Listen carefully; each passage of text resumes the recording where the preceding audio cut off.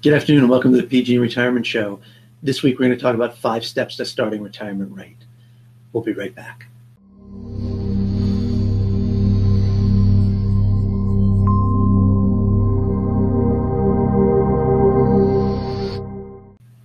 Welcome to the PG&E Retirement Show. Again, I'm Dan Leonard, and today we're going to talk about starting retirement right. Normally we've been going live in the past here at roughly 2:30.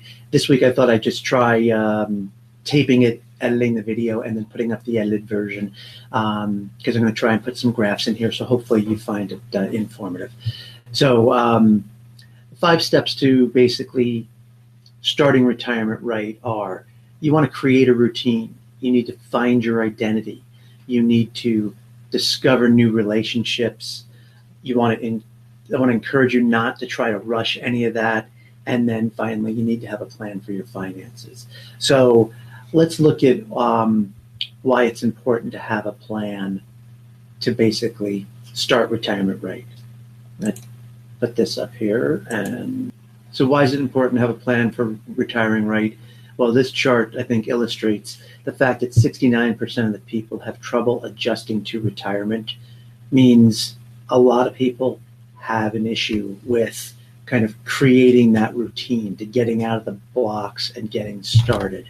And why is that? Well, let's look at this pattern, right? So for 60 years, ever since you started in, first grade or nursery school or kindergarten, whatever you want to call it, you'd get up, you'd have breakfast, you'd go to work or school, and you'd come home.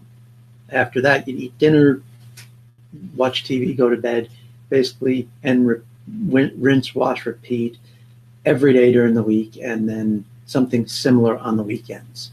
So you want to create a routine of some sort, and the issue becomes, what does that routine look like?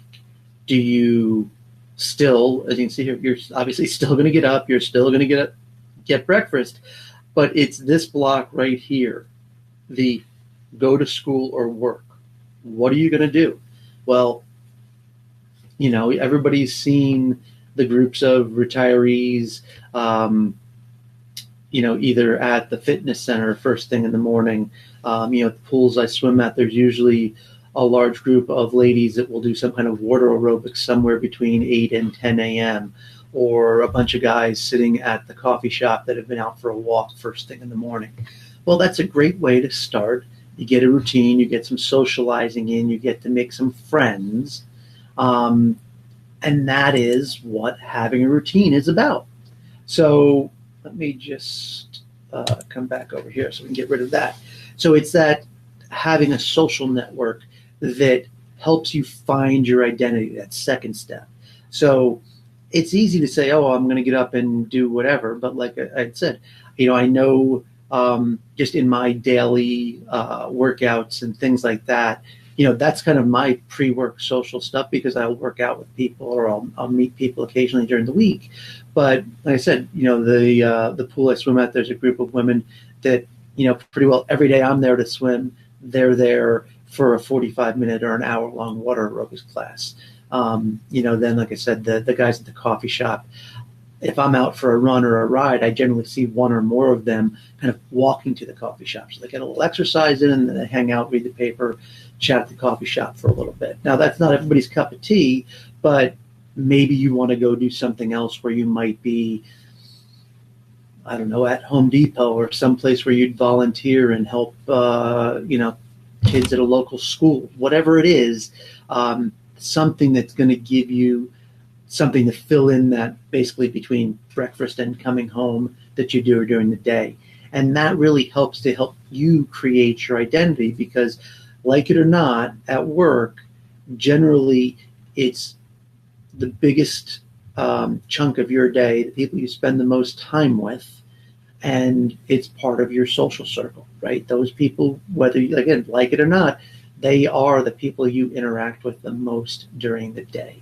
So you want to make sure that in retirement you have something like that. It doesn't have to be every day, but what you don't want to see happen is, you get up, you have your breakfast, you look across the table at your spouse, and basically one of you looks at the other and says, don't you have something to do today?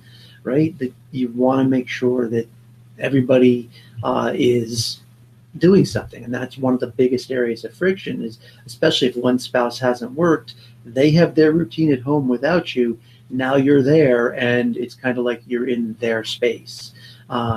So having an identity for yourself, whether, again, that be something social, whether it be an interest, maybe together you'll travel, and every couple of months you go do a trip, and in between you're planning and planning for it, researching it, and working on trips. Now, that's not for everybody. Some people, like I said, might like to go volunteer, work with a church group, whatever that is.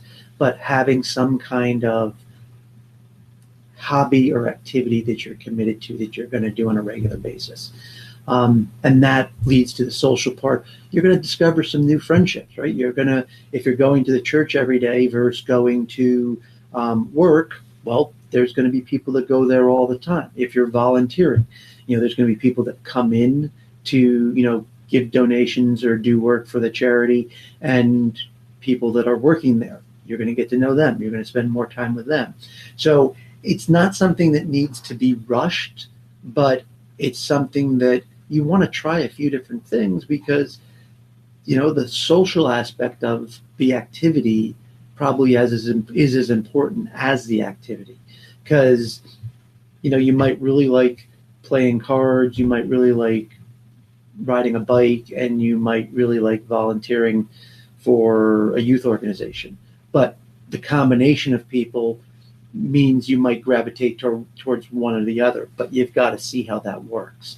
So it's a good idea not to try to rush it. And then finally, to have some clarity around your finances. At PG&E, whether you've got your pension, you've got your 401k, you've got Social Security, do you need all of those to live on? Are you just going to live on your pension and defer Social Security? Are you going to take the pension and Social Security and not touch your 401k? How do you plan to put that all together, to have a plan on where you're going to draw your income from? Because the day you stop working, you stop getting paychecks, but you still need the income. So having a plan for that.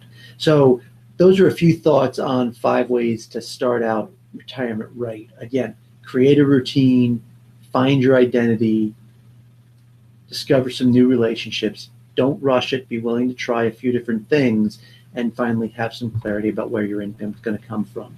So new format this week. I hope you liked it. Please feel free to leave comments in the section below. And until next week, this is Dan Leonard from Marathon Retirement Planning. Have a great week.